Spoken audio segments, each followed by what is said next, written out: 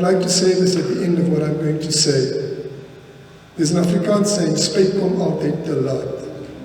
We don't appreciate people when they're amongst us. We don't recognize their goodness. We don't show them enough love. And for me, when I talk about the sadness that I feel, and I intend to say this at the end, I think we let him down.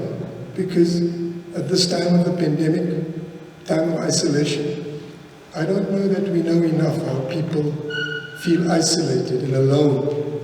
And think of the desperation that he must have felt. Just think of how, even when he was surrounded by people who loved him, I think there must have been such a sense of desolation and desperation for him to have left us in the way that he did. Call me shy as you can.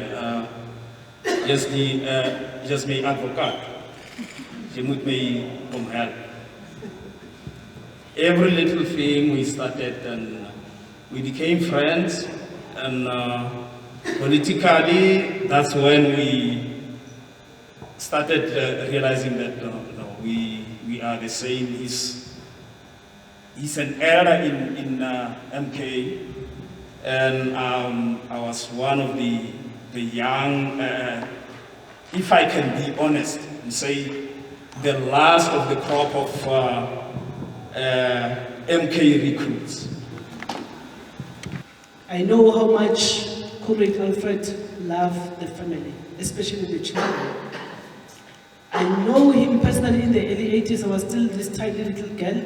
We're very few anyway as activists, especially comrades, female comrades during those days. I was very close to the daughter to Comrade Chris Dlamini, Comrade Woodington. But the person that introduced me to Comrade Woodington was Comrade Godongwane. Because Comrade Godongwane was an organizer in my area, in the Tutuza area. And being an activist, I used to go around with them. I wanted to learn. But because I was also like radical in a way, I know that people say I'm sweet. Yes, I know I'm sweet, but I was not sweet during those days. So that's when I began to know Comrade Woodington.